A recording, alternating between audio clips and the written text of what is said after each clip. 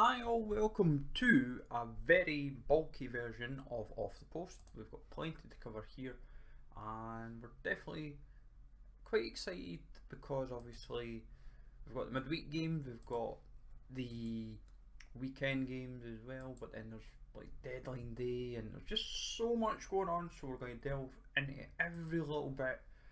Also kind of delve into like European stuff as well. So if you're listening to this on YouTube, welcome, smash the likes and all that kind of good stuff, and subscribe to the YouTube channel. If you're also listening to this on Spotify, we've now got this finally set up on Spotify.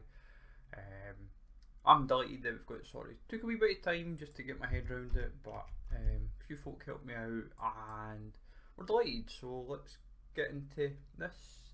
Kind of like this, it's more than just this week, it's like there's a lot of stuff to kind of delve into. So from like last week's stuff, like the European games that brought the Champions League draws, the Europa League and Conference League, like Rangers doing the hard bit in the Netherlands, Dynamo Zagreb running riot in the end against Bodo Glimt, and Copenhagen getting the result against Trabzonspor.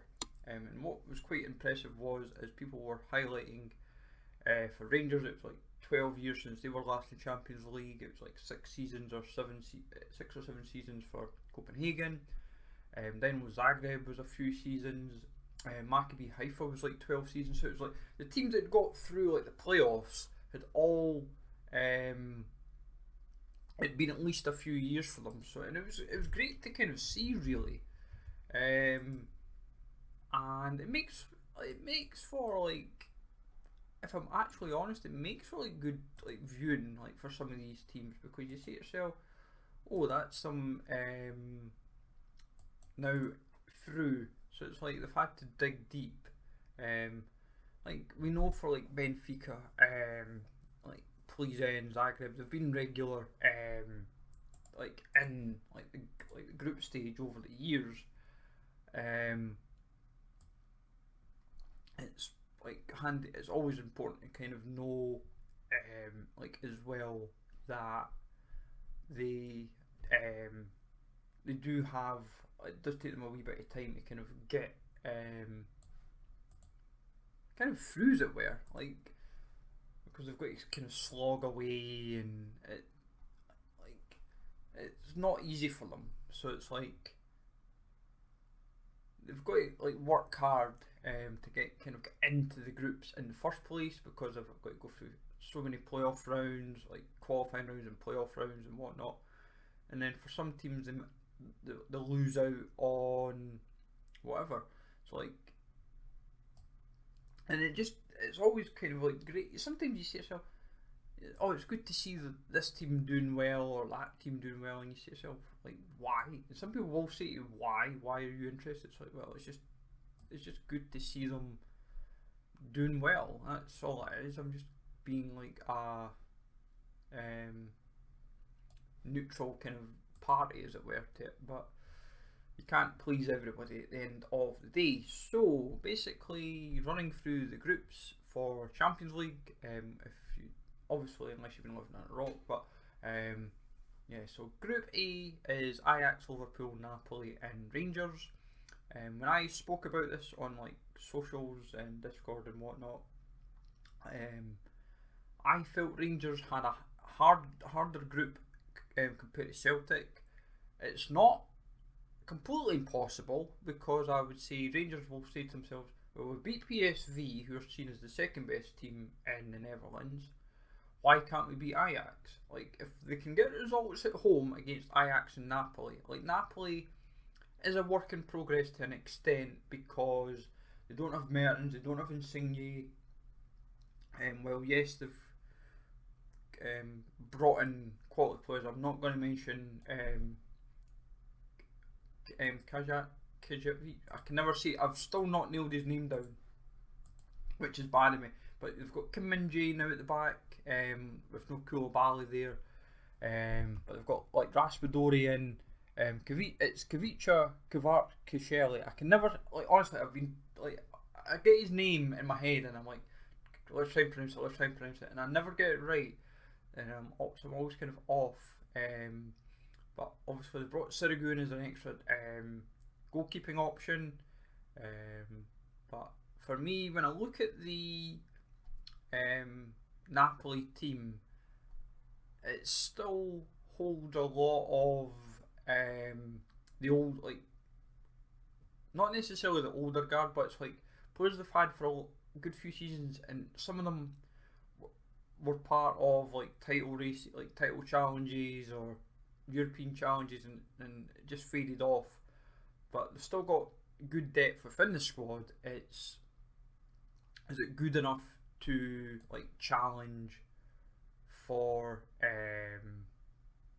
second? Like, they should be expected to maybe finish second, but like second, if I'm honest, should be a competitive battle between Rangers, Ajax and Napoli. Like, I feel Liverpool will win the group, but we'll see how that goes. Obviously, Simeone is there as well. And what's interesting is, like, Ndombele, Raspadori and Simeone are all like loan deals, but it's the way I think they've all sealed them up. So it's like, and it's quite clever business really from Napoli, and that could make all the difference for their season domestically and in Europe as well. Group B: Porto, Atletico, Bayer Leverkusen and Club Brugge. Personally, I am of the mindset that it will be Atletico and Porto going through, Bayer Leverkusen taking third with Bruges bottom of the group. But I wouldn't be surprised if Leverkusen were to finish second. But the reason why I don't think they will is domestically just now they don't seem to be firing very well. Porto are one of these teams where I feel that they can put a good performance out there. It's what they need is like a strong start. If they can get rolling early, then they're laughing. Like, yes, their first two games are Atletico and Bruges respectively, but I feel they can get points on the board to kind of get them sorted. Like, I feel they've got 3 points in them from those two games, and it should be against Bruges. Group C is seen as one of the groups of death. I feel there's two, and I'll delve into that. This one is Bayern, Barcelona, Inter Milan and Victoria Plzen. Who will top the group is certainly up for debate, like, because Bayern you'd think in theory should be the strongest team. Inter Milan's a very strong team. Barca, who knows? Like, they're still a work in progress to a slight extent. And with all their financial problems and who they're bringing in, who they brought out, who's going to actually be able to play, who's not going to be able to play, and all this kind of stuff, it makes for interesting viewing. And like, I'm not sure who's going to qualify. Like, Bayern have tried to be shrewd with their business this season. Like the summer, like Mazrui, Gravenberch, Sadio Mane. No Lewandowski these days. He's at Barcelona now, and it's going to be fun. It's going to be a really fun group to watch. And if you never know, Plzen at home might make themselves very hard to beat and may nick the odd point here and there. And that's what the other three teams will be hoping for.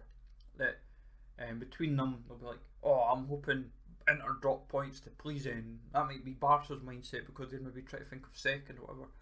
But potentially one of the three teams will be in the Europa League after Christmas, which is kind of startling in a sense. Like, we know we had that last season with Barcelona. It was like their first time in the Europa League. It's not their first time in like the UEFA Cup. It'd be like the first time in like the UEFA Cup was like before it was like the period of like under like Rijkaard, and because when they played like Celtic and whatnot. Bayern and Inter. I think Inter's been in Europa League, Bayern not, if memory serves. I'd have to do a little bit of digging. I might bring that in for like next week when we talk of like the European preview as it were. Group D, I feel, is the most balanced group of the lot, and it actually could be the most interesting. Eintracht Frankfurt, Tottenham, Sporting and Marseille. Eintracht obviously are Europa League champions, beating Rangers in the final. And like, if I'm honest, anyone could qualify from all four could qualify, all four could finish bottom. I would say Conte will set out Tottenham to be very hard to beat in Europe, and if I was to be brutally honest, I think Tottenham just now would be the favourites for this group. And if going on what I've seen of form so far, Sporting and Marseille are a strong battle for second. I feel Frankfurt will be bottom of the group. Sporting domestically just now look very, very impressive, despite losing players as well as Porto and Benfica respectively. But they're doing, like, Pedro Goncalves is still producing the goods, and that's what they need. And Marseille are being quite shrewd with their business in the summer, and they've lost a few but gained a few, and it's going to be a fun. I think Group D could be a fun group. Like when you're watching like your Champions League coverage during the week and that, it could be a good group to watch. Group E, I feel, could be one of the more academic groups. Milan, AC Milan, Chelsea, Red Bull Salzburg, and Dynamo Zagreb. However, the uncertainty of it is Chelsea, and the reason why I'm saying uncertainty is just now they're a bit unsure. I think they're almost like unsure of what to expect. Like, yes, they've got Sterling, but they, like last night's game against Southampton, which we'll get into later, didn't look as convincing, and there's definitely been questions asked of this team already, and you would have thought with like who they've got in the squads that you'd say to yourself, this Chelsea team should be. This so-called assumption was that this team's going to be challenging for like a comfortable top four. At the moment, it's starting. There's questions being asked, and who knows what's going to happen. Like, that is legitimately the uncertainty of it all. But Milan and Chelsea should be top two. Third is definitely could be an interesting battle between Salzburg and Zagreb, but I would say, if I was to be honest, I think it will be AC Milan top in the group, maybe just from Chelsea, and then Dynamo Zagreb are certainly a stubborn team, and I think the way they've played just now, I think they may just pinch it from Salzburg, but it's going to be a tight one regardless. Group F could be seen as an academic group if you're a neutral, I suppose, or even maybe a fan of these teams. Real Madrid, RB Leipzig, Shakhtar Donetsk, and Celtic. I love how they say RB Leipzig, but then they say Red Bull Salzburg. Just say RB Salzburg. But anyways, Real Madrid and Leipzig should qualify from this group academically. However, Celtic will want to take inspiration from Rangers, knowing that Rangers were able to beat Leipzig in the Europa League semis, and from that, if Celtic would say, if Rangers can do it, so can we. What will hamper Celtic to an extent is they're great. They seem to be great attacking wise just now, but defensively is where questions are asked. And like domestically, you can maybe look impressive, but it comes up when you're playing like Real Madrid, Leipzig, Shakhtar. It sometimes can be a step up. Shakhtar is a bit of a hard team to judge just now because of the war going on, but then also they're playing the league, I believe, between like Poland, I think maybe even Hungary, and then still playing, I think, the odd game in Ukraine, which is kind of startling. I wouldn't have thought that. But yeah, Shakhtar have I think lost a lot of their big options because they've all went like to other teams in Europe, because they've lost I think Tete, Manor Solomon, and they've lost a lot of players. I think like Ismailis in France, and so yeah, they've been stripped hard. So this Shakhtar team's not as strong, but it's definitely one that people will have to at least still take a bit of notice for, because you never know, they might get results against Celtic, and then So that could be, say, 4 or 6 points respectively, but when they play Leipzig it might be 2 points. So suddenly they're up at 6, and you never know, depending on how the group is, that like Real Madrid may take it, might struggle in whatever the game v Shakhtar's played, if it's Poland, Hungary, Ukraine, but then they get so you never know. Shakhtar could be like, say, 7 or 8 points. Real Madrid's comfortably maybe, say, it's 16 or something, but you never know. If I'm honest, like, I'd like to say Real Madrid and Celtic is the top 2. I'd like to say that. I feel Celtic have a chance. If this was the kind of group they needed, and when I looked at like pot 2 teams, when I looked at pot 3 teams, I was like, this was the kind of group they needed. In an ideal world, it would have been Eintracht Frankfurt they could have, if they'd got as a, but then they couldn't get Leipzig because it would be a nations thing. So you would have then been hoping, could they have got like, who else could they have realistically got that could be a beatable team? Maybe like, instead of Real Madrid, you could have said Eintracht, and then instead of Leipzig, it could have been, say, Sevilla potentially. But you never know. But we'll see what happens. This is one of the other groups that could be an interesting watch.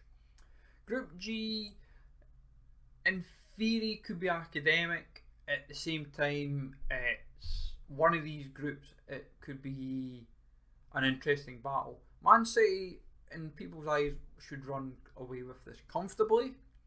Sevilla, Dortmund should be battling for second. And usual, like, if we're going last season, Dortmund looked impressive, and then they completely lost the plot. They went from looking comfortable to qualify from the group to suddenly getting Europa League. It was their own downfall. The same could happen again, but if I'm honest, Sevilla just now aren't firing. Dortmund's making silly mistakes that is costing them. Like, it's their own fault. Dortmund, like, point in case is the Werder Bremen game a couple of weeks ago. If I'm honest, I feel Man City will win it, the group. Dortmund second, Sevilla third, Copenhagen bottom of the group, sadly. And before Copenhagen sneak everybody and get third or second, that would be a right laugh. And then this, to a slight extent, could have been seen as a minor group of death, because it's like 3 established names, well, 2 with European pedigree, like, well, technically 2 with European pedigree. PSG technically in the last decade have kind of only got to the fore, but anyways, PSG, Juventus, Benfica, and Maccabi Haifa. Maccabi Haifa must be saying themselves, we ain't getting a point. If we can get a point, then fair play. Like, just now, I would say PSG should win the group. Juventus, Benfica will definitely try and battle out for second, but I feel Juventus will do just enough to nab second for this, and obviously from there, it's obviously whoever's third filters down into the Europa League, and then obviously if you're fourth, it's bye-bye. So, from the Champions League, we move over to the Europa League. A lot of interesting groups, and it's important to kind of note there's 4 teams making their debuts in the Europa League group stage, but however, it is worth highlighting that 2 of them were in the Conference League last season, while Bodo Glimt in particular had went from the Champions League qualifiers all the way down to the Europa League Conference League qualifiers last season, falling apart. So Bodo Glimt made their debut in this season, after getting through the losing out to Dynamo Zagreb in the playoff round. So Group A is Arsenal, PSV, Bodo Glimt, and FC Zurich. I love how Hearts supporters were like, oh, that could have been the group we would have had. Oh, that would have been it. That, like, it's because their mindset was like, oh, that we went from what would have been a winnable group. I'll explain, I'll get into it later, but they basically were like of the mindset, oh, that would have been the great group for us now, instead of what we'd have got in the Conference League and whatnot. But it's like, does it really matter? You get what you get at the end of the day. But I feel Arsenal and PSV should qualify. Bodo Glimt should get third. I just feel Zurich just don't have enough, sadly, to challenge in this group.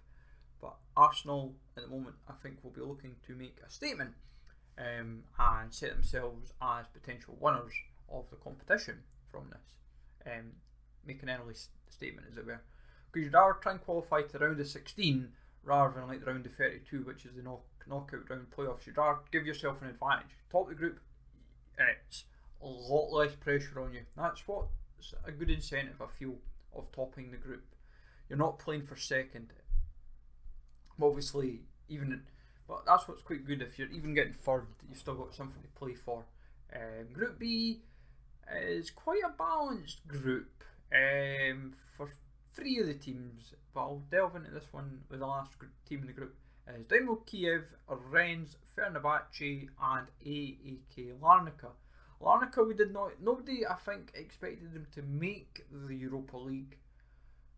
It was more, I think, the Conference League was looking a more viable competition for them this season. So they've got a competition further, means more money. However, who wins the group is certainly up for debate. Now, on domestic form, Rennes are very strong with the team that they have, like Laborde, Bourgeois, Terrier, Hamari Traore. There's depth all over that team. And they brought in Steve Mandanda as well in net. And like Rennes are very strong. Dynamo Kiev have obviously been hit as hard as well, like Shakhtar. And they'll be thinking it's a qualifiable group to get second or first. It's just a case of, do they have the team to compete in the competition against Rennes and Fenerbahce and Larnaca. I suppose what will be like their indicator to kind of say to them, if they can get a result against Fenerbahce, then it's encouraging, because Fenerbahce, who knows what to expect with them, if I'm brutally honest. They could be on form, they might not, and that's half the battle at the end of the day. So we'll see how that one plays out. An interesting group nonetheless. Group C, Roma, Ludogorets, Real Betis and HJK Helsinki. HJK, another team, probably didn't expect to make the Europa League, but they made it, and probably thought the Conference League might have been where they might have ended up. Roma, as defending Conference League champions, the first one to win it. Mourinho, I feel, is kind of building a team that this competition they might win as well. They might go back to back in European competition sense. And then it gets interesting because it sets the trend of teams like Porto. Porto done the UEFA Cup and then won the Champions League in back-to-back seasons. Could Roma potentially be, I think this would then become like, they would then be the first team in history to, I think, have a chance at 3 European trophies in a row if they were to win them.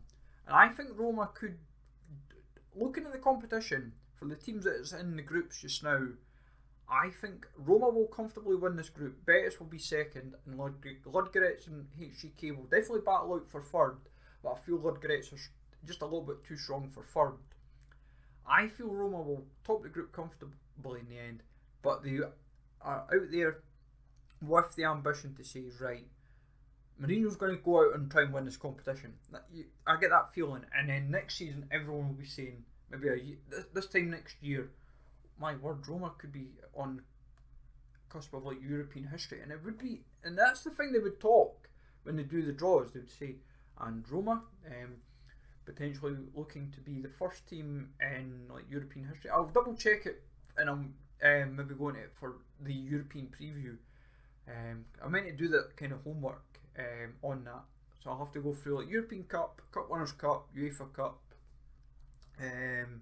see if I don't think any teams ever went 3 in a row for different competitions. I'm sure there's a few in the two brackets, like one back to back, like European competitions, but never went 3 years in a row. But it's the 3 different competitions. Like in the old days, you had like you maybe win the Cup Winners' Cup, you'd then maybe win the UEFA Cup, but then you'd win the Champions League. But we'll see. But yeah, that's quite an interesting talking point to delve for that. Group D, Braga, Malmo, Union Berlin, Union St. Galois. Quite an open group actually. This is quite an open one. The reason why I say it's quite open is Malmo may be seen as the whipping boys of the group by Braga, Union Berlin and USG. But so could USG be seen as whipping boys because of they won the regular season. Yes, they fell short in the playoffs, but then they had the qualifiers. They lost to Rangers, but then qualified through the Europa League playoff. It is probably worth noting as well. This is like the first time in European competition. Union Berlin, it's their first time in the Europa League, but the first time, like last season, was the Conference League. And Braga, regular stalwarts in Europe, like whether it be the Europa League, namely the Europa League, and they came unstuck to Rangers last season in the quarterfinals, and they might want to do one better. I feel, looking at this group, I would say on pedigree, Braga should be the strongest, and they've still kept a core of their team. They look very impressive. Union Berlin will take second, and third is certainly, I would say USG are just a little bit stronger than Malmo, but if you were to put pedigree, then Malmo have a chance of a strong case for third. But it's a very balanced group, and it'll be interesting to see how that one plays out. In my eyes, I think from a neutral point of view, that could be one of the fun groups to watch and keep an eye on in the competition, as it were. Group E is Manchester United, Real Sociedad, Sheriff Tiraspol and Ammonia Nicosia. Ammonia obviously managed by Neil Lennon, got in here through winning the Cypriot Cup and then winning through like the playoffs and whatnot. And Ammonia have looked quite an interesting team in Europe. They've looked very resolute. Lennon's got them playing good football. Going on last season, Sheriff obviously were upsetting the apple cart big time, and people were thinking, we've never seen Sheriff in the Champions League, and suddenly they've got a chance of qualifying from the group. They sadly fell away, but still finished third. They could have got second if they kind of turned their form around, but kind of fell apart. They might still think to themselves, we should be playing European football after Christmas. They will see in their eyes Ammonia being beatable home and away. Sheriff, I would imagine as well, will not feel daunted by the prospect of Manchester United and Real Sociedad, knowing they got results against Inter and Real Madrid last season and pushed them hard as well. But defensively, they do get left quite open. Manchester United will be expecting to top this group, get in the last 16, not have to worry about the last 32 or any of that nature.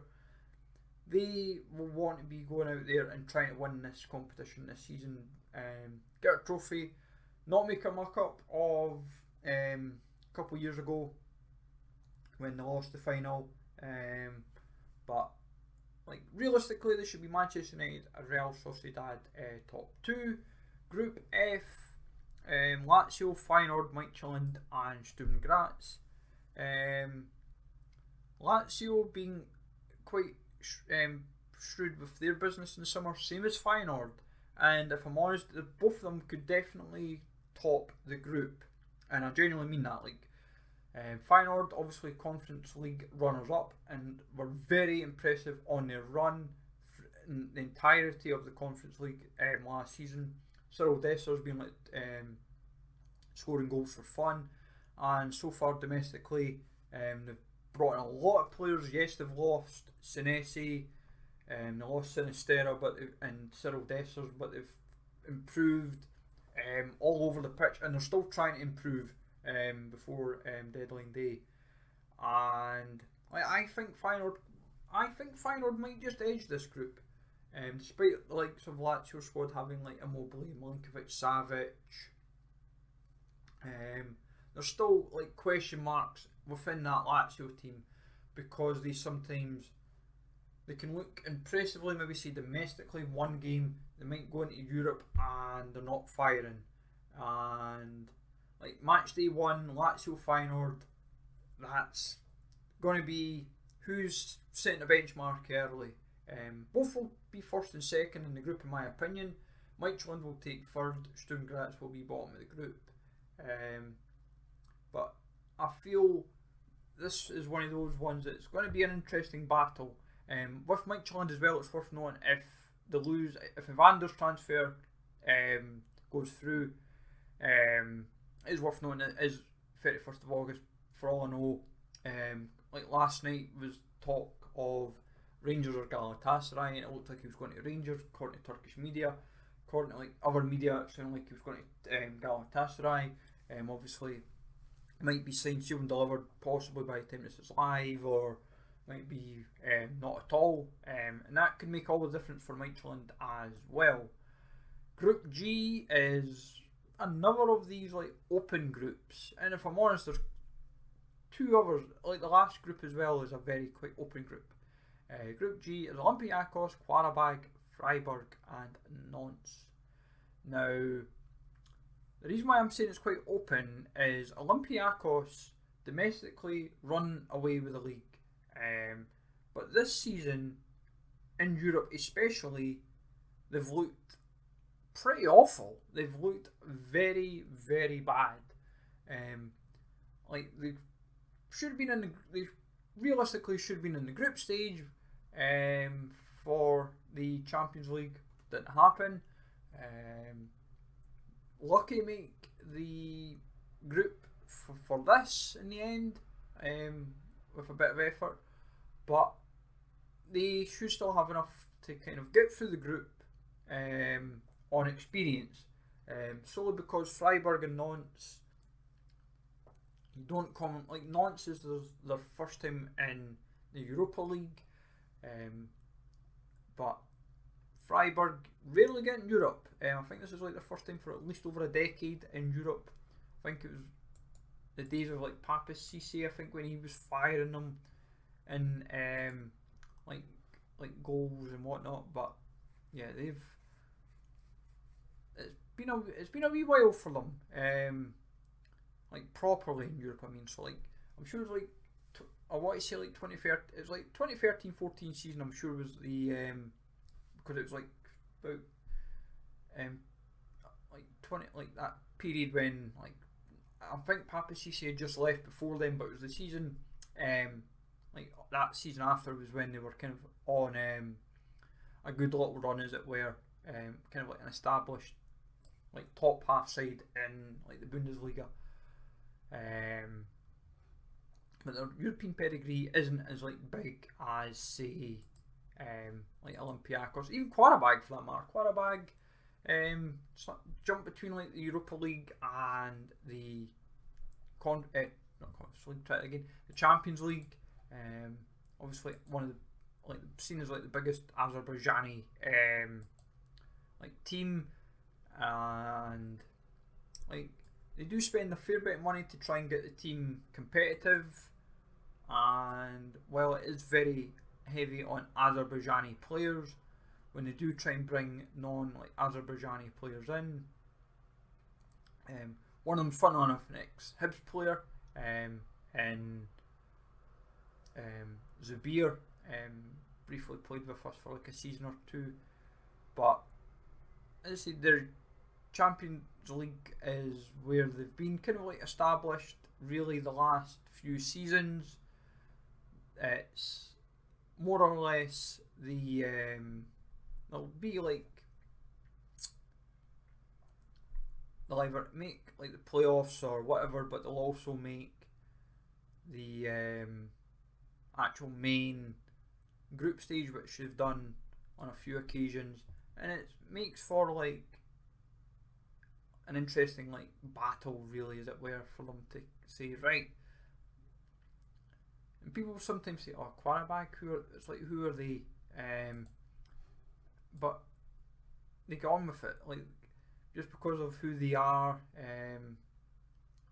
But as I said, last season was Conference League because of how it played out.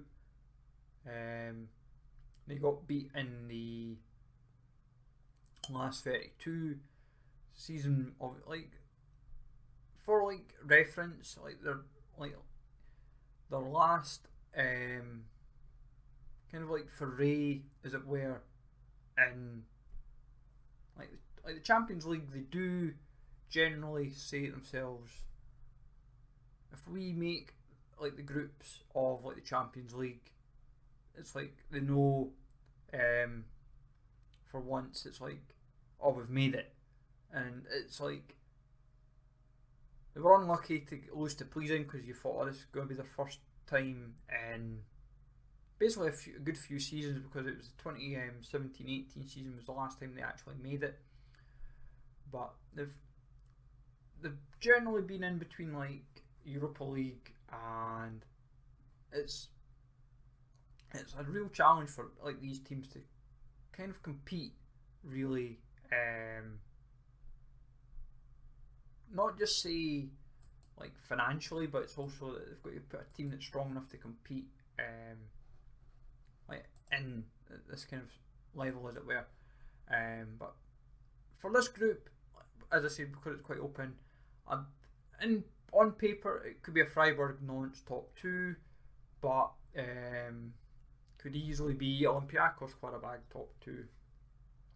So, but if I'm honest, my thinking is Nantes, I think, will just edge this group. I just feel they've just got enough about them just now. I don't know what it is. Freiburg look very good again this season, showing that last season's form was not a flash in the pan, because they looked very, very impressive. But I think when you break it all down, Nantes, Freiburg, Olympiacos will be the top 3. Qarabağ maybe bottom of the group, but could easily go either anyway, and that's what I think's a good group of then in that case. Last group, well, it should be academic that it's Monaco and Trabzonspor for top 2. It's kind of important to say Red Star Belgrade and Ferencvaros will not take this group lightly either. Trabzonspor may be the Turkish champions and won it comfortably. Monaco may be seen as the second, third best team in France. The problem is, will Monaco prioritise this competition for getting into the Champions League in the back door and not make the mistake that they made last season and dropping points at the end of the season that cost them that Champions League spot? Or will they prioritise this competition and say, right, we're going out here to win this competition and we want to make a statement? Because if not, Red Star Belgrade and Ferencvaros will certainly give both teams a run of Monaco and Trabzonspor. It just comes down to who adapts best. Because if I'm honest, I would say Monaco should top the group. The squad they've got is very impressive.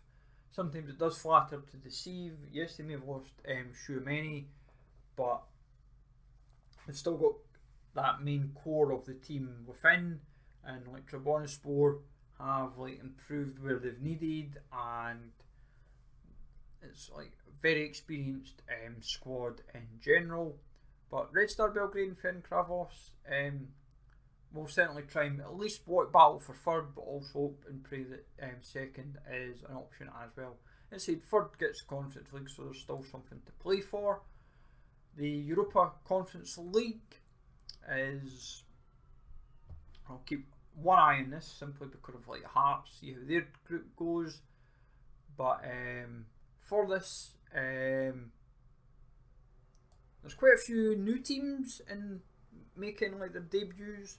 And there's also could have been a few other teams that could have made it. But it's important to say, what's impressive is when you read the stats, basically all teams bar AZ, Basel, Cluj, Ghent, Partizan, Slavia Prague and Slovan Bratislava all making their debuts. So, but obviously that'd be expected because it's the second time of this run. A number of teams are making obviously their debuts in a competition group stage, which is Balkany, Deutsche Gardens, Dnipro, Punic, RFS, Silkeborg, Slovako, Vaduz and Zalgiris.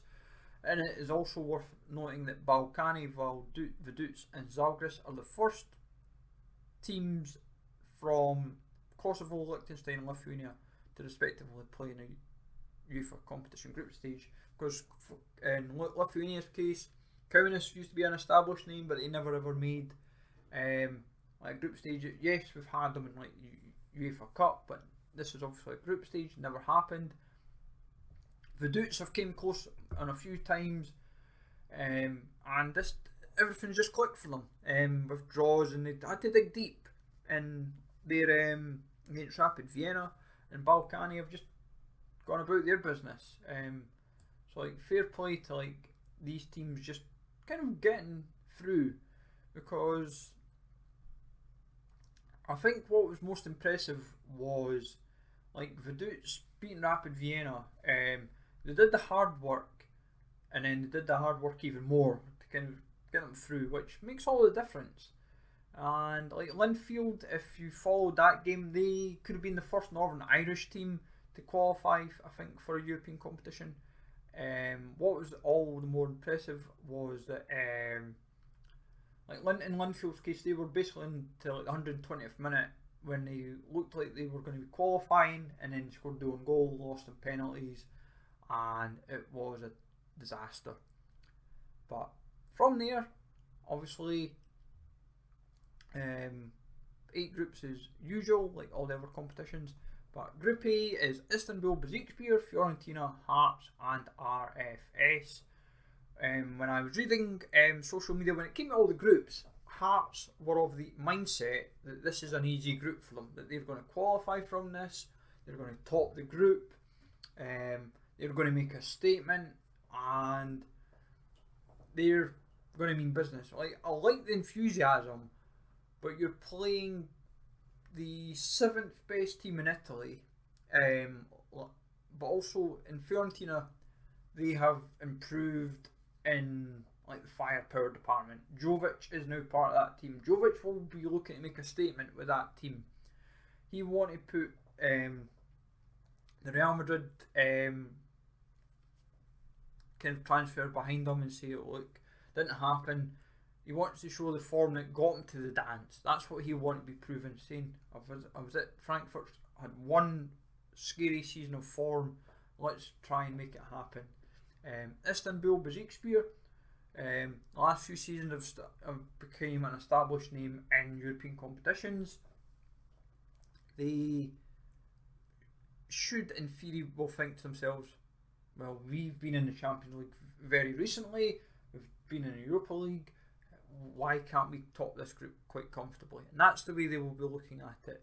There is no fallback. If you finish third, that's you out. So like Hearts, I don't see. If I'm honest, I would say Hearts should get results home and away against RFS. Istanbul will probably take, I think, Hearts to the cleaners. Same with Fiorentina. But if they can make home games hard, they could sneak points here or there. Because what I mean is, then, if Hearts can get 6 points against RFS, it then makes it a little bit more attainable to say, well, you've got 4 other games to play with. Can we get 4 points? If they can get to, the way every team usually looks at it for second, can you get 10 points? If you can get 10 points, you've got a chance of qualifying. And it'd be great to see, but I think it might just be this group's just a step too far for them, if I'm brutally honest. There's other groups that they could have, other teams in groups they could have got that could have been a bit more attainable. They kind of got the easy part with RFS. It's just for pot 1 and pot 2, they've just not been lucky, as it were. Group B, West Ham, Steaua Bucharest, Anderlecht, Silkeborg. West Ham should top the group comfortably. Second is up for debate between Steaua Bucharest and Anderlecht, but Silkeborg will be doing their best to try and say, excuse me, we're here as well. We want to, we are going to have a good crack at this. But I would say, like, the thing is, Steaua Bucharest have lost players, but try to bring players in, mainly from the rest of the league. And Anderlecht have lost a few, but try to gain a few. And both teams maybe are work in progress to a slight extent, but also because of their stature. I think they'll both be wanting to just try and get that second spot. Group C is academic for Villarreal because they should top this group comfortably, and I mean comfortably. Hapoel Beersheva, Austria, Vienna and Lech Poznan are the other three teams. The challenge for the other three is who can get second. It's a great that will be a great battle between all three. The problem is who will take it, and that's like, there's no sugarcoating it. Like, it is genuinely an open battle. Like, if I was brutally honest, I would say Lech Poznan's maybe just enough over Hapoel Beersheva. Austria, Vienna, I think will be bottom of the group, respectively. But I think with Poznan, they've not started well. Hapoel Beersheva have a bit of they're starting to become a bit more established in European competitions over like the last decade or so. They've proved a bit more familiar. And Lech Poznan, I think it's going to be an interesting one for them to see if they can compete in this group, because they'll say to themselves, we should be qualifying second. Group D, Partizan Belgrade, FC Cologne, Nice and Slovako. Cologne and Nice will in theory be looking at this as a top two. At the moment, Nice aren't firing as well as they would like. They don't have Gaultier because he's obviously now at like PSG, and Cologne don't have Modeste, but they're still hoping that they can keep firing with the squad that they have, which is quite a strong core. Partizan Belgrade will be hoping, can they sneak second? Can they sneak results? Can they make their home games hard for Cologne and Nice to get points? Because that's what they're going to have to rely on. I feel Slovako will be the bottom of the group, but we'll see how that one plays out, obviously. I feel Cologne and Nice take top two. Group E, this could have been the group, if I'm honest, like Hearts could have wished for, or any other team that's really wanting to try and get a run, get themselves qualified and say, oh, we're through, we've somehow qualified, this is the group you want. AZ Alkmaar, Apollon Limassol, Vaduz and Dnipro. Dnipro, obviously with all the things going on, it's going to be a challenge. They've done well, because this is like the Phoenix squad, I believe, if my memory serves me right. Because it's, for what I believe as well, it's not quite the Phoenix team, but it's how it's worked out. Or it's like a few teams nowadays, how it's playing out. Vaduz, I think they're just going to try and enjoy the occasion. Could they get second? Why not? Like, legitimately, they will say to themselves, well, we'll beat Rapid Vienna. And if I'm honest, I would say Rapid Vienna is a slightly better team than Apollon. But Apollon have looked quite half decent in qualifiers and stuff. But I would say AZ should top this group. Second is certainly up there for a good little battle, and that's what you like to see. That's what you want. I would like Vaduz to go through second as just a fan. It would be a great underdog story. Because people would be like, Liechtenstein, really? It's like San Marino. If a San Marino team can qualify for a group stage, the day that happens, I think we'll be laughing. That'll be like the story that everyone will follow, which will be great. But for now, we've got to kind of Liechtenstein being a small nation, but see how that one steps up. Group F, Ghent, Molde, Shamrock Rovers and Deutsche Gardens. Kind of another relatively open group. Ghent, the reason why I'm Ghent were quite poor in the qualifiers. They were, and the thing was, they were kind of maybe expected to be at least in, like, they were expected to be in Europa League. Hasn't happened. They're in this, and yeah, so there's a few question marks to be asked. Second is certainly a battle that Shamrock Rovers must surely say themselves, we've been given a group here we can qualify from.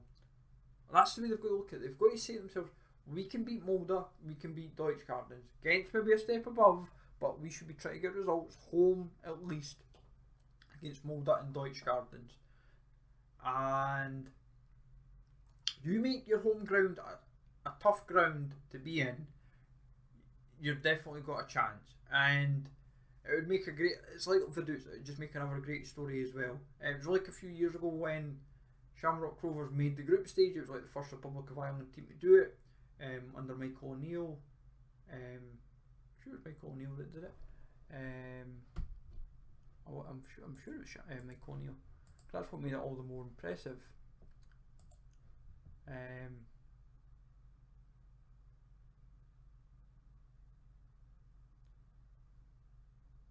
I'm almost going to say it was. Yeah, because I'm sure it was, because that's what made it all the more impressive. They made a big deal about it with like that 2011 12 season. That, like, yes, they had like a hard group, but it was just actually making it was what was all. And they've not been on a group stage since. They've came close on a couple of occasions. Well, one occasion really, but it makes all the difference if you can get kind of through like the rounds as it were. But yeah, obviously from there, Deutsche Gardens as well. Hoping and praying. Well, we might fancy our chances at second, but realistically, Ghent should be top. Molde, in theory, should be second. But as I said, I'd like to root for Shamrock Rovers to be second, just for that kind of story. It would just be quite fun to see. Group G: Slavia Prague, Cluj, Sivasspor, Balkani. If you're like, with everything that goes on, I'd like to have like, I think Cluj and Sivasspor, I think folk would like to see go through over Slavia Prague, only because of what goes against Slavia Prague. It stems from all the racism stuff against Rangers a couple of seasons ago. That's all it is. People have that kind of, like, they still harbour it a little bit, and they're like in theory, I would say Slavia Prague should have enough to get through the group, but Sivasspor, bit of a surprise package in Turkey last season, and might take advantage of this really. People might underestimate them, and I think Cluj and Sivasspor might just do enough, despite Slavia Prague's European pedigree. The reason why I feel Cluj might is because they're generally one of these teams that seem to at least get a lot of runs somewhere, and they're kind of these days a slightly more established team in Europe. Then Group H is Basel, Slovan, Bratislava, Zalgiris and Punic. This is, in some people's eyes, this would be kind of seen like, well, Basel should top the group comfortably going on pedigree, but at the same time, Slovan, Bratislava, Zalgiris, Punic might say themselves, well, why can't we think of second? That's the way they've got to look at it, and that's the way it will be. On established names, Slovan Bratislava should get second. They looked alright in parts in qualifying, and that's the way I think that's the way I would look at it. I feel Basel should be too strong for the group. Slovan Bratislava is second. It's probably the least attractive group of the lot, if I'm honest, of the 8 groups. If you were someone that's, it's like for, say, Hearts, for example. If this was the group they'd got, if I'm actually honest, it would have been a group. Then I'd be saying, well, Basel, Slovan Bratislava, Punic, because it would take Zalgiris' spot, because it's a pot 3. they would be saying to themselves, well, we should be qualifying from it. And realistically, they should be thinking that. Yes, they lost it. They said, well, they lost at Zurich, but we should be at least competing against Slovan and Punic. But we'll see how it goes. As I said, group winners advanced to round of 16 and second place going to the last 32. So that's the European competitions done and dusted at last. Obviously, domestically, we've had a lot of football over like the last week or so. Ukrainian league's been back in action. We've had bank holiday like weekends, so England's been playing midweek, and also like the weekend games as well. Obviously, the biggest talking points is Scott Parker and Jack Cross both being sacked from Bournemouth and Dundee United respectively after losing 9-0. Kind of losing 9-0 is not for everybody, I suppose. So in fact, I've had that like twice in recent seasons. But yeah, and it seems to be still a recurring theme across like Europe, is beating teams by like 5+ goals. We've seen it in Austria at the weekend. They beat Leicester now 6-0. Schalke got hammered 6-1 to Union Berlin. It's just like, obviously that is on top of the 9-0 games, to kind of reiterate.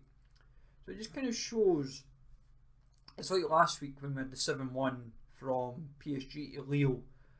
Teams are still able to put like a hammering into like teams, regardless of who it is. Aberdeen 5-0. Like there's like when you go through like the leagues across like Europe and the world, it's like, well, this week didn't have as many of the big high scoring that we've been accustomed to this season. There's still been a fair few that results that you kind of talk about really. But like for me as like a neutral, obviously Benin got beat 1-0. Mallorca, who I also have an attachment to, won 2-0 against Vallecano away. Big result actually, because these are the results they need to get results in, and they've been doing a bit of shrewd extra business as well. But second tier of like a lot of leagues, I always like to keep an eye on them. Like Levante will be hoping to bounce back, despite practically losing like the core of that team. No Aitor in net, no Morales up front, but they've still managed to somehow keep Campana in that team. Like fair play to them. Like Campana's stuck by the team, Vezo as well, but they've still got like good like depth players. Like you could say to an extent, like Roberto Soldado going down the division's an interesting one. De Frutos, Mustafi, Vezo, as I said, Abora's an interesting one. Danny Cardenas has experience of like the division, so he should be fine. But yeah, Levante will be hoping they can bounce back. It will be a challenge for them because they've lost their main names, but that's like obviously second tier. Like Serie B, all eyes were kind of like all on this season. Like Palermo was kind of like all eyes were on Genoa as well. Como because of Fabregas getting involved, and you've still got like the established names like Spal, Benevento, but then like Venezia, Calgary, Parma, Brescia. How will they do? Frosinone, like there's like what's always I always enjoy about Serie B, second Bundesliga, and Liga second division. Is I always find I enjoy these divisions more than the Premier divisions. It's brilliant. Is pretty much till about say 5-10 games. It's usually about 5 or 10 games to go. There's still like say 12 teams or 15 teams that still have a chance of going in like promotion or playoffs or whatever, and it's brilliant. You see yourself, really, how on earth can this still be happening with 5 or 10 games to go? And I think like with Serie B, just to reference, it's you've got like a lot of established names in the division with like good pedigree, where at the same time,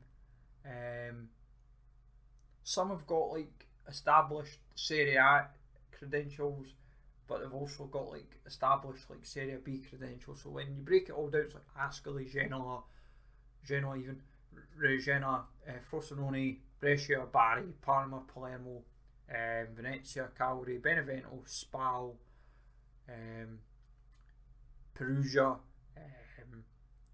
of all kind of like the established hierarchy, like not hierarchy, but like established teams within the division, teams that are familiar to like the top two team divisions as well that have got experience is like Pisa, Como, Modena, Cittadella, Cosenza, Ternana as well. Like the only out of 20 teams, Sudra, I can never. I've been on similar time practice off camera. It's like it's a hard one to kind of nail down. Sud Tirol, they're expected to be bottom of the division,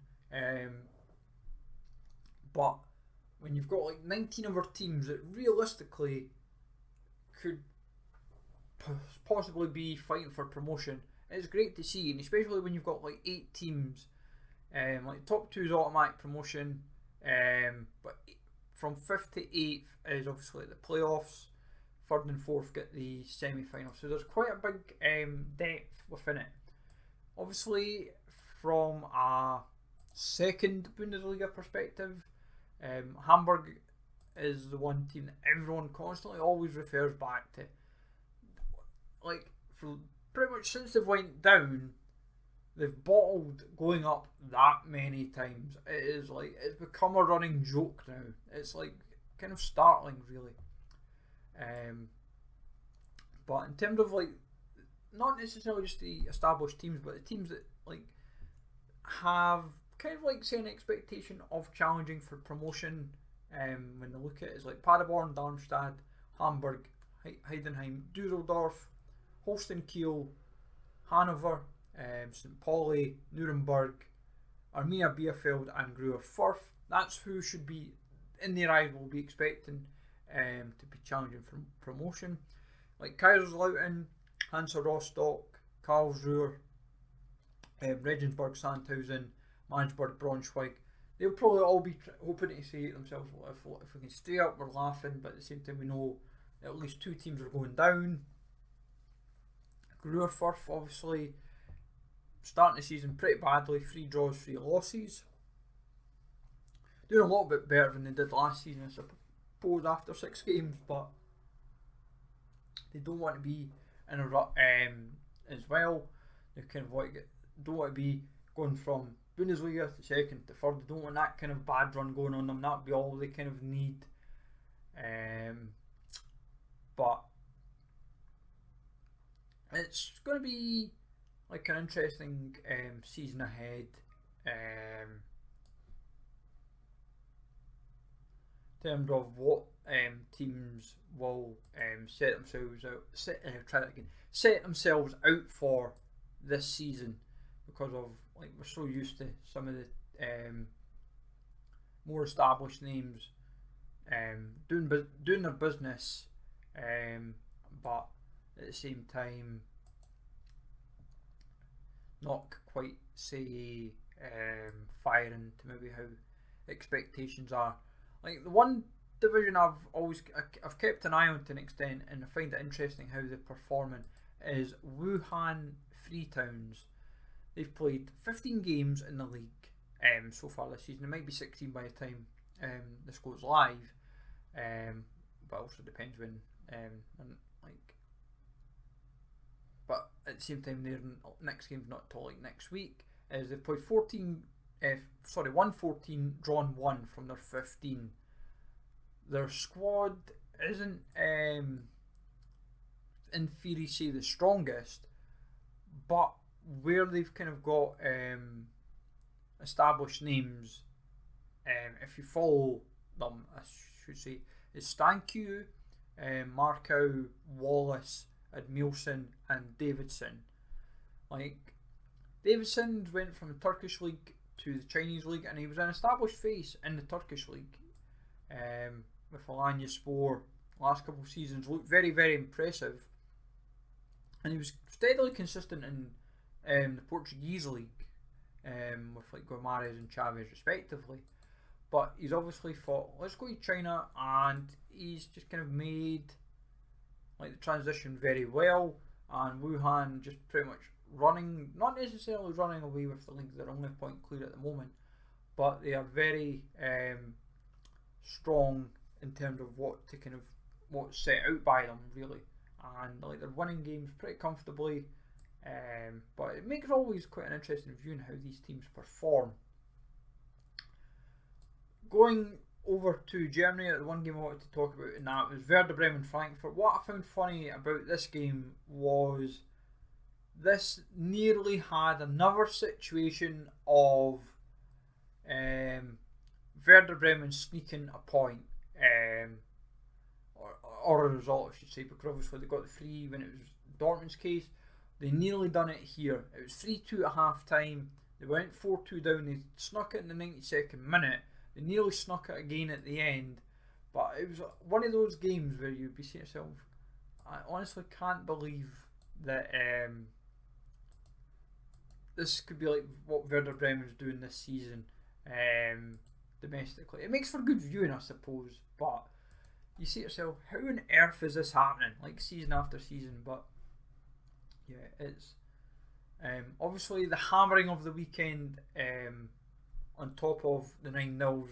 Montpellier ran a riot against Brest 7-0.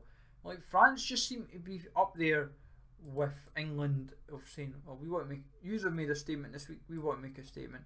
They tried hard, 7-0. It was 5 at half time. It went quiet in the second half as Germain got 2 goals. But what I would say is a bit embarrassing about Brest is when you look at the Brest team, there is like a lot of like half decent players, and yes, they were missing a couple, but it's not exactly like a team, if I'm brutally honest, should really be saying to themselves, how did we get hammered 7-0? How could we be so bad? Because they've got like Bizot, Lees Malou, Pereira Laga, Soleimani, Cardona, Honorat, like, they've got decent depth. It's like, but at the moment, Brest, like for teams like them, that kind of dents their goal difference, especially if it could come a factor come end of the season. But Montpellier been quite shrewd with a bit of their business this season, mopping up like the likes of Chazri, Muasa, Julien from Celtic. So they've been quite shrewd. But we'll see how that kind of plays out at the end of the season for them, especially with them missing like Mavididi and Teji Savigny respectively.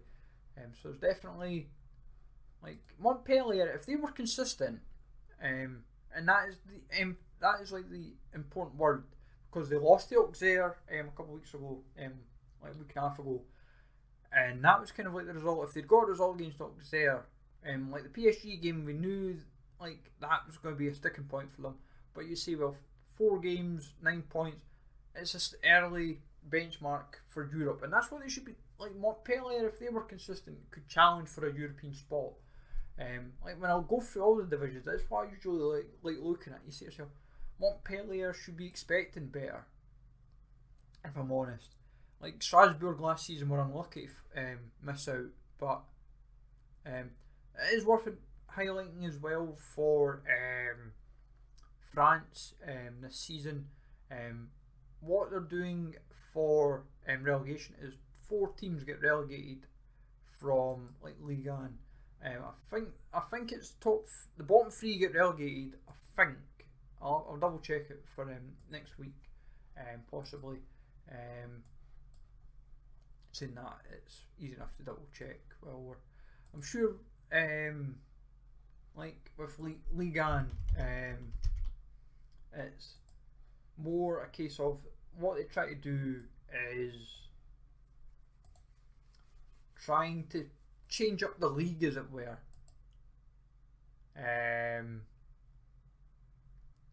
Mainly because they try and change it up. Like, relegating 4 teams is a bit strange, but yeah, you just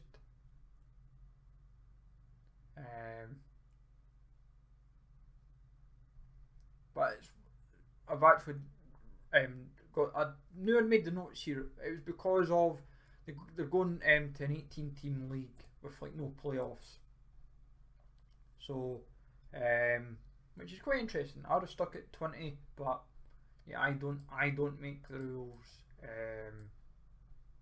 Like 20 teams is what they've been familiar with for forever, but yeah, like hey ho, like that's them. Let them do what they want at the end of the day.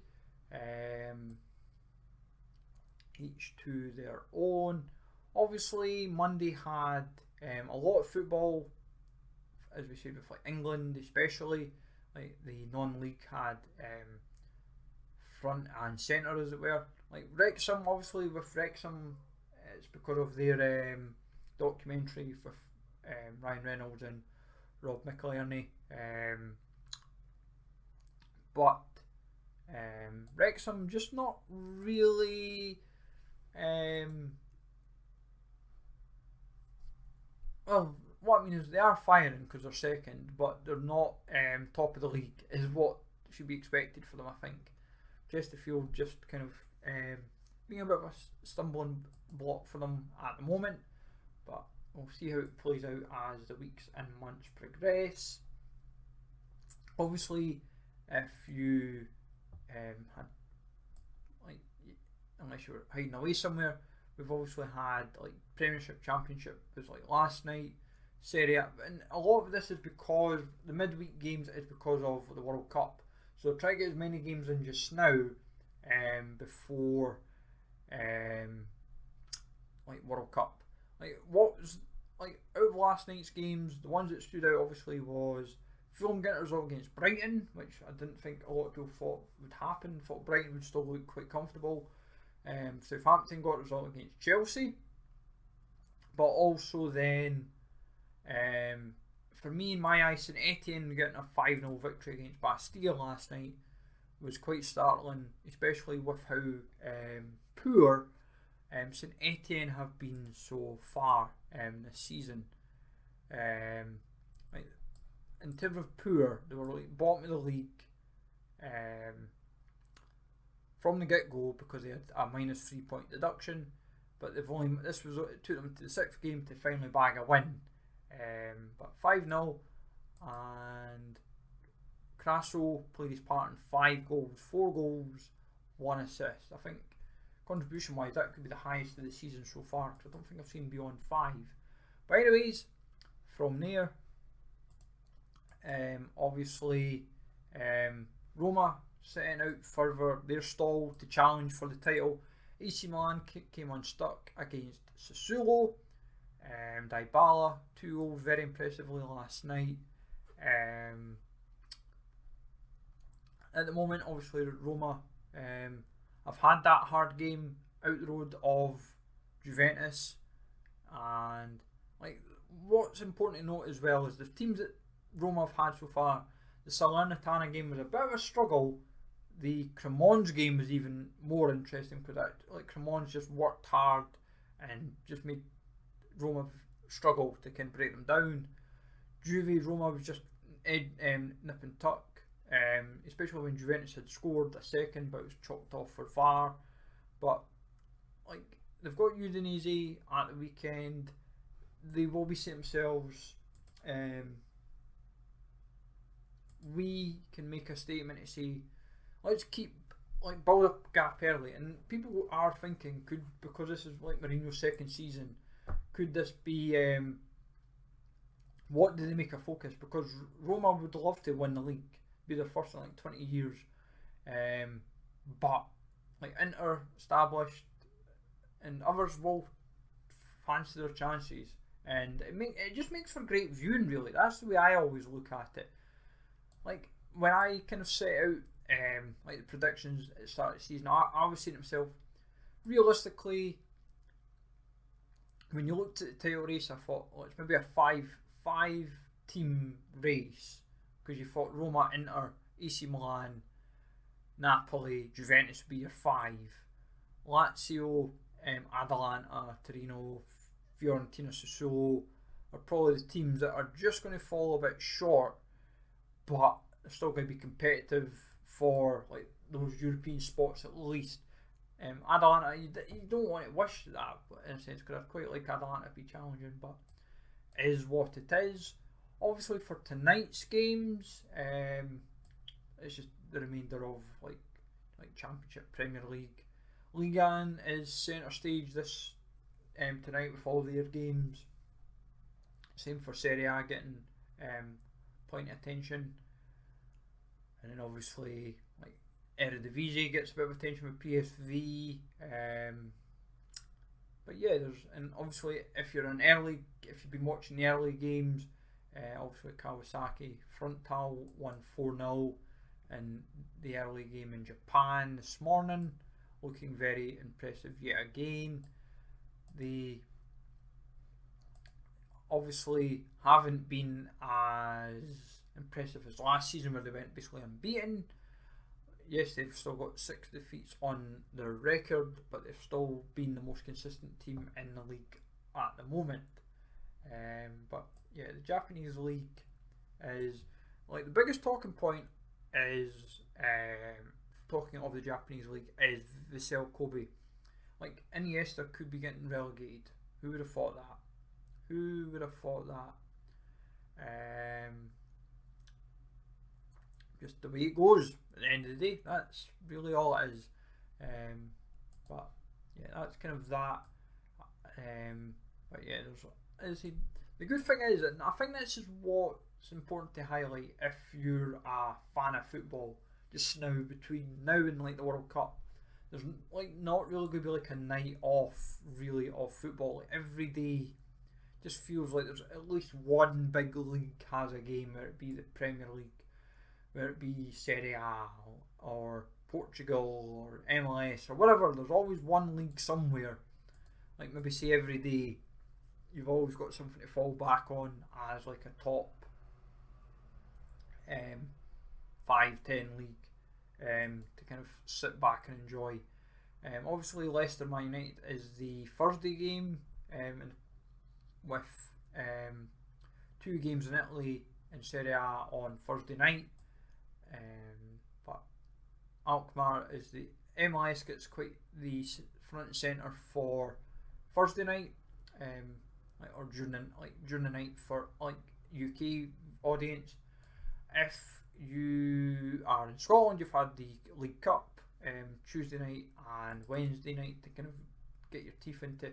What I found funny about the League Cup was Aberdeen slogged hard. They struggled against Annan, which I think a lot of people did not expect. Like everyone thought, oh, Aberdeen will win comfortably. Annan made it hard. They snuck late, and then it took till literally extra time. Like Annan just ran out of steam in the end. I think that was all it was for Annan, because it was like 4-1 kind of made it look a bit more flattering, as it were. Dundee ran comfortably against Falkirk. Partick scraped through on Arbroath. Rangers were made to work against Queen of the South, only because Sakala gave them away the goal that Queen of the South scored. They punished, but Rangers were pretty comfortable in the end, like winning 3-1. But it wasn't like a full strength team. Like they were trying to rely on second string, but also still have like depth within the team to say, right, this is your game to come on and make a chance and make a statement to say you're going to make it or not. Rangers, as it were, these are the games that it's like an acid test really, and it's a good acid test to give them.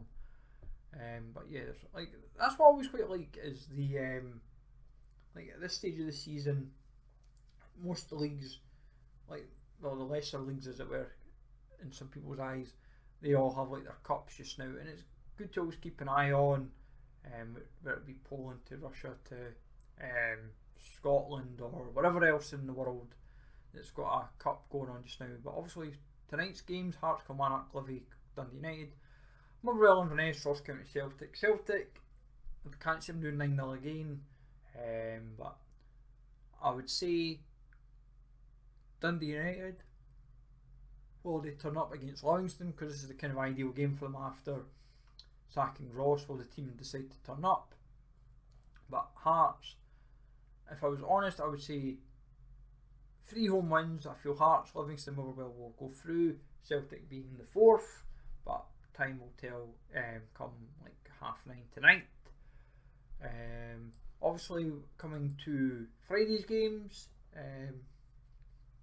we have a Bruges derby in Belgium, so that should be fun and games to be had if you're following that. Dynamo Zagreb, Rijeka, not quite as marquee, but Dynamo Zagreb, obviously like kind of established name in Croatian football. Rijeka, kind of like say the third, fourth force as it were, in the league. West Brom Burnley, if you're a fan of that game. Dortmund Hoffenheim, all eyes will be on there. Sporting gets the late game on Friday night, Benfica the early game. If you follow like Portuguese football, it's quite good to sometimes watch on like if you get like YouTube, or if it's streamed on that, or if it's on Free Sports or Premier Sports, whatever, or BT, depending on what you have available to you. Celta Vigo being the Friday night game. Then obviously Saturday, normal service resumes for a lot of teams. Mallorca will be looking to keep their form up against Girona. Hibs obviously have Kilmarnock at Easter Road. Hopefully we can get back to winning ways. Old Firm, Celtic and Rangers, that should be a fun one. Who's going to get early bragging rights at this point of the season? Lazio, Napoli, AC Milan, and honestly, it's like Saturday. If you are a fan of football, you're no shortage of like good games to just sit down and say, plan your day, as it were, because you've got Merseyside derby, you've got the Old Firm derby at 12:30. Like, if you're literally going to need like 2 screens or side by side, whatever it may be. That's like when you know it's like good viewing for like 12:30. 3 o'clock, Chelsea West Ham will be a good one. Obviously our 5's Aston Villa Man City for the late kick-off. Then with France, nothing screams home about. PSG Nantes will be an interesting one, because obviously Nantes will be looking to make as much of a statement as they can. Bundesliga, nothing really marquee this week. Union Berlin will try and see if their early season form can stand up against Bayern Munich. It's then, as I said, going with Italy, as I said, the Milan derby, that will be a cracker at 5 o'clock. But yeah, it's like when you kind of break down like all the leagues, like Sevilla, Barca, Sociedad, Atletico, Real Madrid, Betis, they are good games, no denying, just not maybe to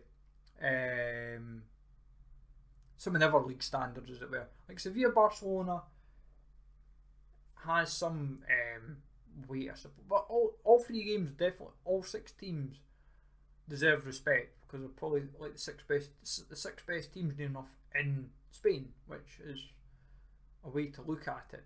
It's like, it's almost like saying it's like the contenders facing the champions. That's what it's like in a sense, if you want to break it down that way. But yeah, Saturday, a great day of like viewing football, as it were. Depending on what access you have to like those games. Then Sunday still gets a bit of love, good bit of attention. Obviously, Manchester United versus Arsenal is the late kickoff for like 4:30 on, so that's like Super Saturday. Nice and Monaco is a derby from a French perspective because of where they are respectively. It's like a 20-minute train journey. I think it's not so long either on the drive either. So two big games, kind of like whet your appetite with on Sunday. Not to the same level as obviously Saturday, but it's still like good viewing, like nonetheless, and it makes all the difference really, because you want to sit down, enjoy like your football. You see yourself, because people will have like everyone has like if you a football viewer, if you've got like all the subscriptions, you like to plan out your like your order of games, and it makes all the difference. And like even Monday gets a bit of love because the 8 o'clock game on Monday, Middlesbrough Sunderland, big derby, North East derby. It's going to be good viewing for both teams because they will be going. That'll probably like the Riverside will be a sellout, and that's what you want. And it's good for football at the end of the day. And that's what it comes down to. As like if you're somebody that's obviously like watching like football in like general, but obviously in terms of going from the games in general to the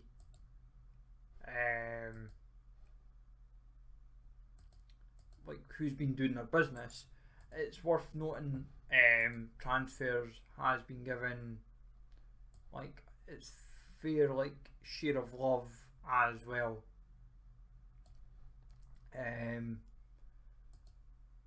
Like obviously a lot of teams are trying to get their final bit of business over the line, whether it be challenging for some teams might be of like for title challenges, some might be of trying to stay up, some are just trying to build depth. There's so much, and like I'll run through quite a few of these transfers because there's, to be honest, there's a lot of transfers just constantly going, and it's picked up over really the last week or so. And there's some teams with some of the business they've done, you see yourself, oh, I wouldn't have expected that player to sign for that team or that team to get that player, but some of them have done it. Like Stepinski's went from Verona to Aris Limassol. Per Pons has went from Alaves to AEK Larnaca. I wouldn't have thought that, but that's like a transfer right away I wouldn't have expected. Baba Ramon's back at Reading on loan. Samuel, goalie for Portimonense, has went to Porto for 3.6 million. Kalajdzak, the Stuttgart Austrian forward, has went to Wolves for 16 million. Retsos has gone to Olympiacos on loan. Bogus of Leeds has went to Ibiza. Eddie Ganor, I'm sure he played in China. I'm sure he played a stint in as well. He's now at Ascoli. Batokyo, he last played in France. He's now at Volos.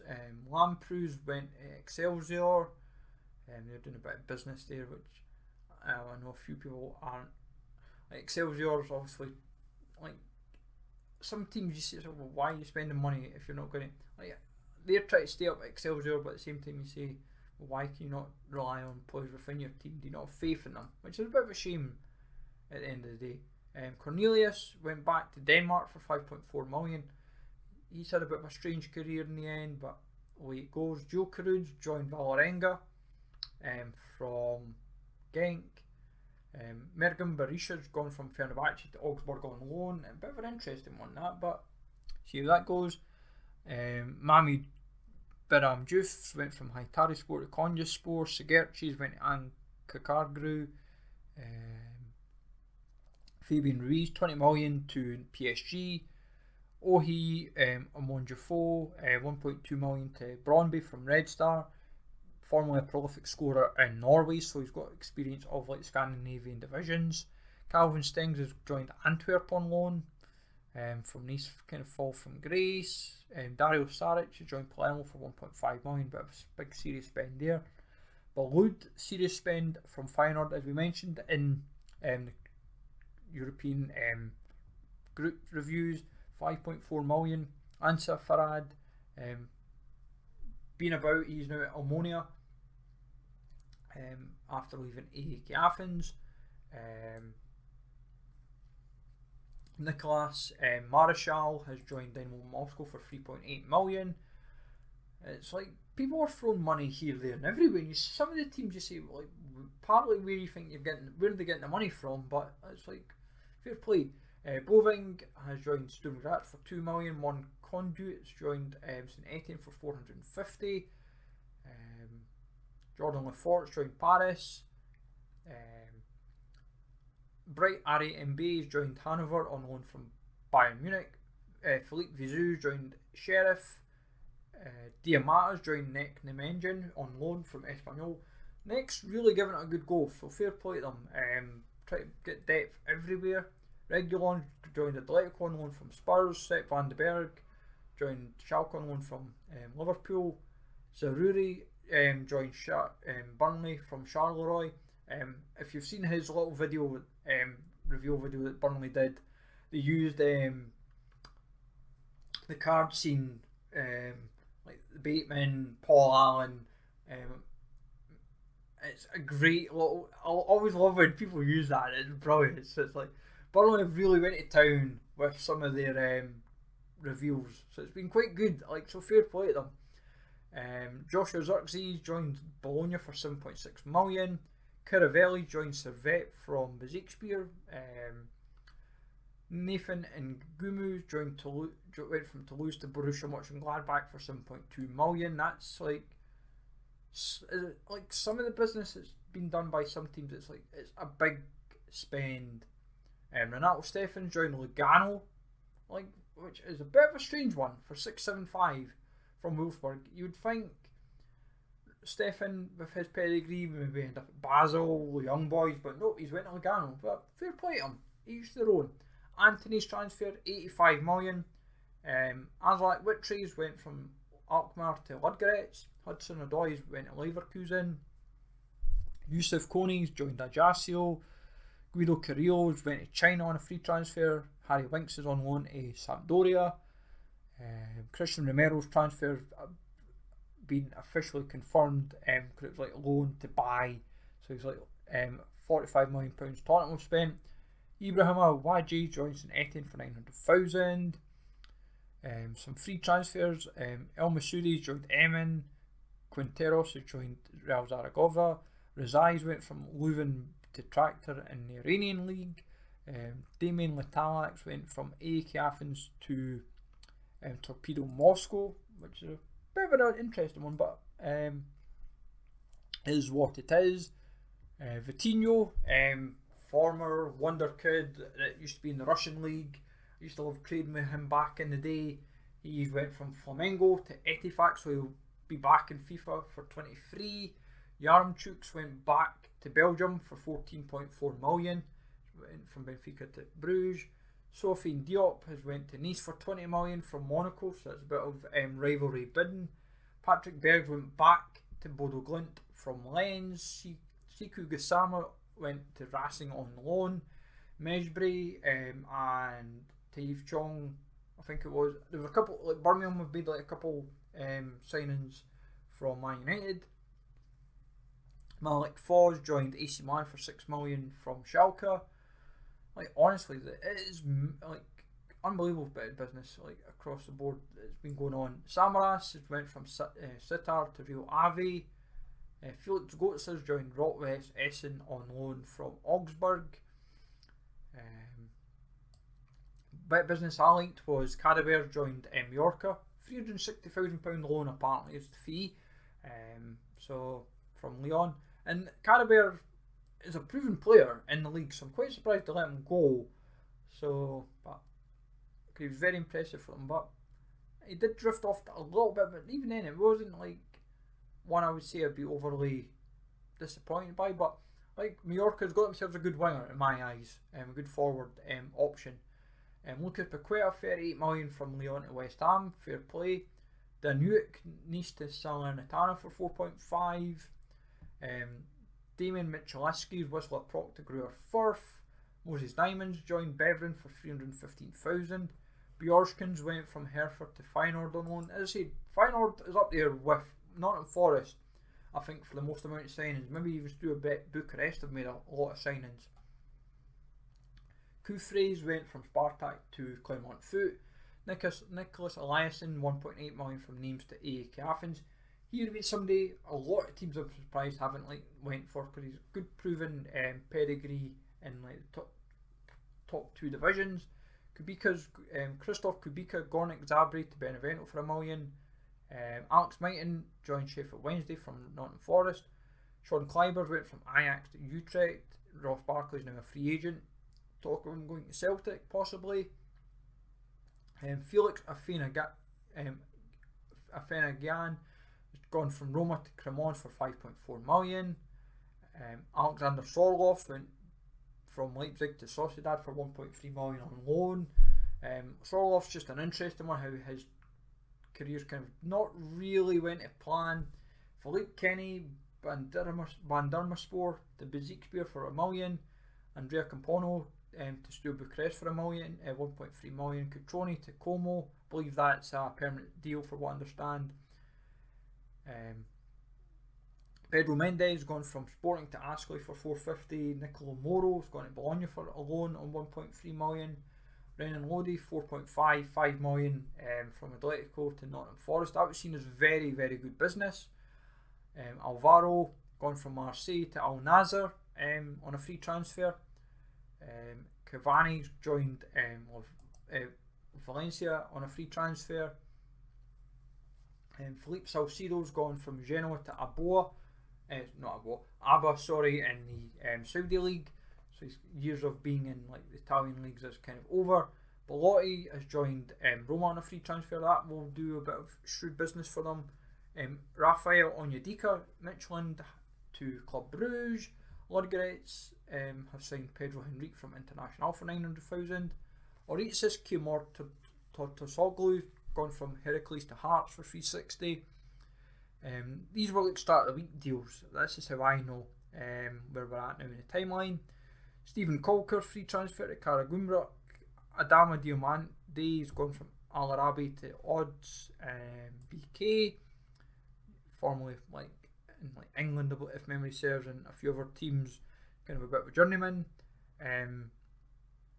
Camilo Chiano has joined Benevento. Roberto Insigne has gone the other way, so a bit of strange business there, but each their own. Ander Herrera joined Athletic Bilbao on loan from PSG. That was made early in the week. That should give them a bit of extra depth that they need.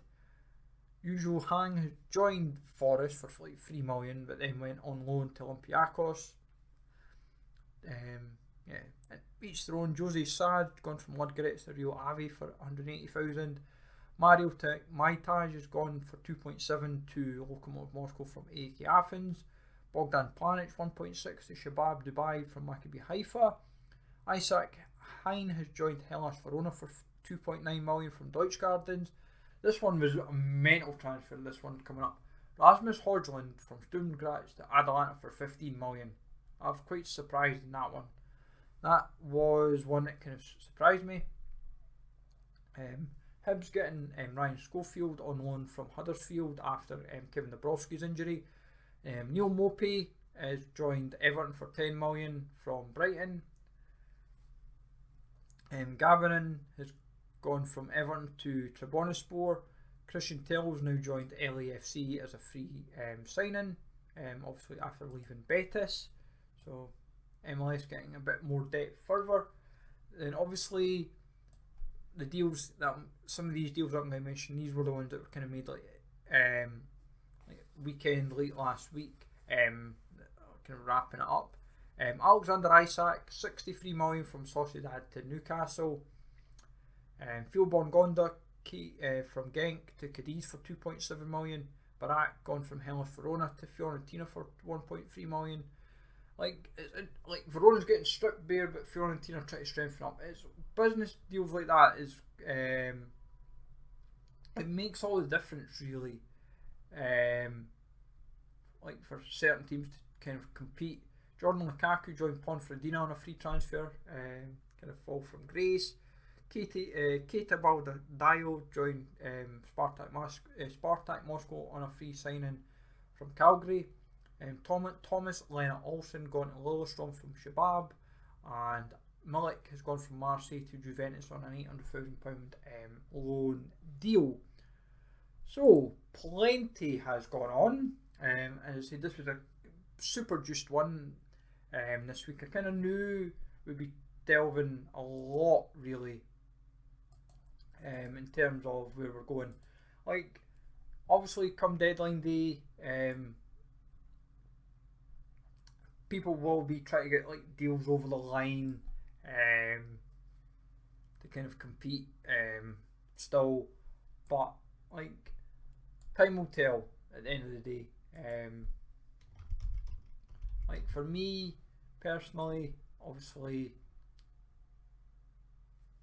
in people's eyes, it's like this like window is kind of seen as the biggest spends like yet, because people are obviously spending silly money, and then you see it's like how Forest have spent so much. People have said, well, they're buying it, this and that, and the next thing. But come this weekend, that's it. It'll be like done and dusted. Could Ronaldo be away? Who else could be brought in across like the top 5 leagues? It's like, who knows? It's like it's going to be fun and games to be had between now and this time, like not just this time tomorrow, but between now and Friday, because it's still important to say some of the deals that could still get done. Obviously the last minute ones, sometimes it could be because of paperwork. As long as all the paperwork's put in, say if the deadline for the paperwork say 10 o'clock, the window maybe shuts at 11 or midnight, but it might take till the morning for it to all be finalised and say, right, that's fine. Because you've got to remember as well, in some teams' cases, if they've got a game like tonight, like it could be one of the games in England, you could say, we'll use Arsenal as an example, they might lose somebody in the back or somebody in midfield, or Wolves, and they might say, oh, we suddenly need to look at more firepower or tightening up or whatever it may be. And that's little things like that. Like it's like Liverpool, they may have ran riot against Bournemouth. Newcastle's a different test, but they still need depth in that team. And it's like, who are they going to suddenly get in, say today or tomorrow, that makes the team better, also helps out the team in terms of the fans, making them happy, saying, oh, why, like you could have got these guys, like these 4 or 5 players, but in the end you get, it's like going from Harrods to Lidl. It's like, or buying a Bugatti and ended up with like a Ford Focus or a Ford Escort or whatever. It's like a right fall from grace, and you don't want to go in the bargain bin. Like you don't want to be panic buying as well for the sake of it. Like sometimes you might want to be stripping some teams that could be seen as a rival, but knowing if you've got like if I was Liverpool, like why did they not go for John McGinn at the start of the window? Like that would be like a target, for example. Like especially since Liverpool, talking of Liverpool, are looking at like Douglas Luiz for 20 million. Why not? In my eyes, I would rather go for McGinn over Douglas Luiz, simply because if I'm honest, I think John McGinn would bring a lot more to the table, and because he's Scottish, I think he'd be up for the fight to say, well, there's been great Scots that have played for Liverpool before me, even currently just now in the form of Robertson. I want to create a legacy at Liverpool as well. That's the way you sometimes want to look at it. And that's the way certain players should be looking at it as well. And they usually do. And before we get another Wingy situation or whatever, I want to be playing for this team, whoever it may be, you never know. But time will tell come, as I said, Friday morning. That's kind of the best way to look at it. Once the dust settles from Thursday night into Friday morning, we can breathe and relax. Obviously, then I think from there, the only things that can still kind of factor in is EFL.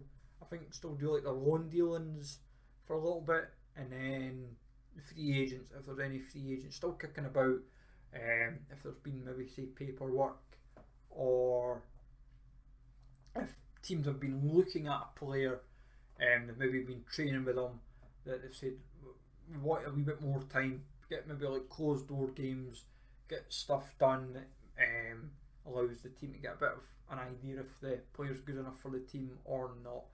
But as I said, folks, let me know how your team's doing so far this season. Anything that you feel, who else could be in the sack race? Could Gerrard, could Lampard, could Rodgers potentially go? There's certainly like others that could be up for debate as well across the divisions. But have a good one, folks. As I said, if you've been listening to this on YouTube, smash a like, comment down below would be awesome. Subscribe to the channel if you're new. If you've been listening to this on Spotify, cheers as well. As I said, if you've been watching on YouTube, the Spotify link is obviously in the description as well. So have a good one, folks. Take it easy, and I will catch you all later.